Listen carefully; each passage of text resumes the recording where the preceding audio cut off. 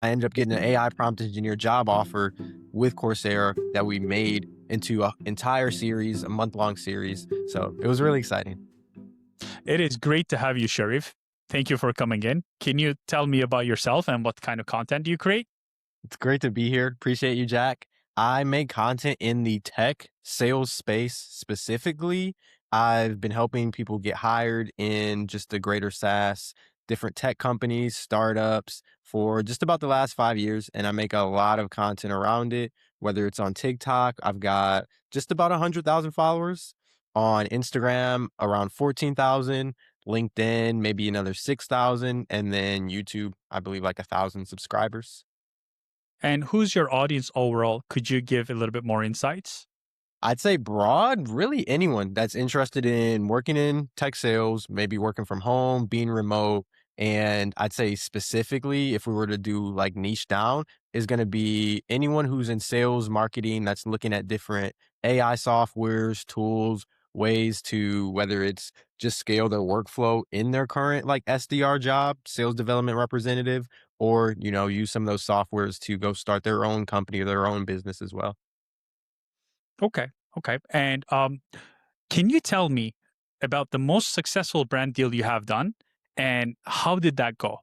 Yeah, definitely. I did a brand deal with Coursera where I want to say we did 20 videos. We did them on Instagram and TikTok as well. It went really, really well.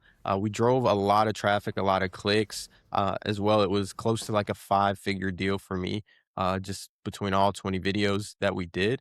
And it was really exciting. We actually showed because with my content and I also run a community on the school platform that Alex Ramosi is behind. So my school community, like I said, we take people from no tech experience to working in tech sales. And I actually showed during the Coursera brand deal, me learning on Coursera's platform about their AI prompt engineer, using my community and my services and the things that my business does to actually get me interviews. And then I ended up getting an AI prompt engineer job offer with Coursera that we made into an entire series, a month-long series. So it was really exciting. Cool. Cool. A lot of people must have benefited from that.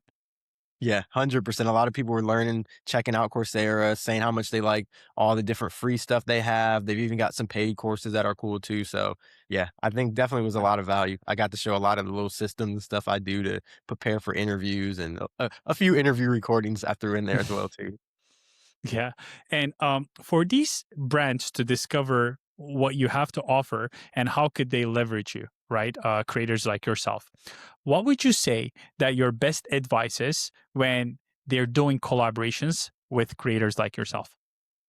Best advice for a brand to do a collaboration with a creator like myself would really to be let the creator ideate first. I think that's what helped me do so well with Coursera. I've done a deal with Microsoft in the past. The biggest differences between the Coursera is they're like, Sharif, you're the creator. You come up with the ideas and we can run it by our legal team, run it by our compliance team. And we'll tell you, if you can't say this, you can't say this versus Microsoft.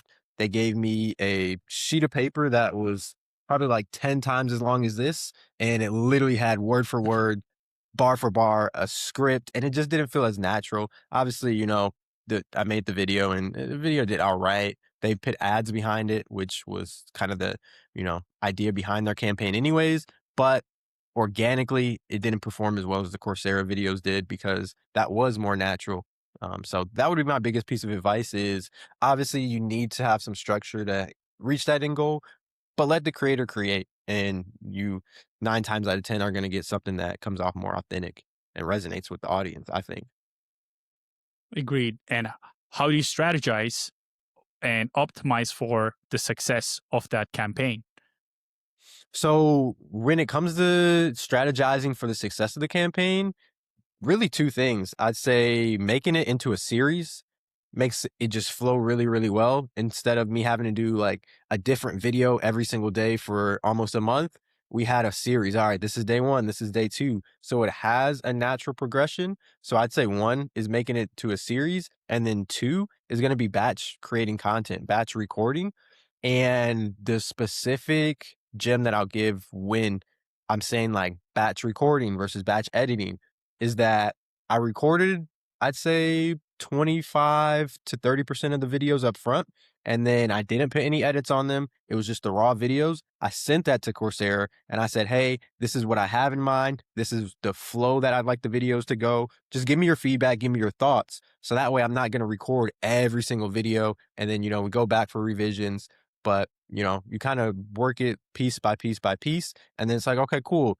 The video, the talk track, everything like that sounds good. Now we go back and all right, let's edit, 20, 30% of the videos, send them over. Edits look good. All right, now we'll go edit the rest so that as a creator, you're not spending a bunch of time doing work that maybe isn't approved. And then as a brand, you're not making a million changes to the work that the creator already did so that you both can, work closer together and move faster together too.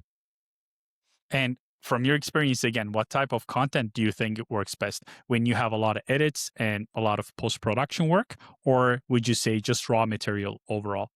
So I would say the raw material overall in terms of like just a talking head video. So just setting up the camera, setting up the phone works best, but switching locations is what I believe is a good hook to capture the audience. So, maybe one day you're in your office, maybe one day you're at the coffee shop, maybe one day you're like walking down the block and you got some nice trees and stuff in the background. So you're still connecting with the audience, but it's a different location. And there's also movement going around in the background too to keep them engaged. So they should just be trying different things out there and see what works best. Yeah, 100%. Thank you very much for all the helpful tips and insights from you, Sheriff. Thank you very much Of for coming course. in again. Thank you for having me, Jack. Take care. If you want to work with Sharif, go to fluencers.io, type in his name, go to his profile, and send an inquiry directly.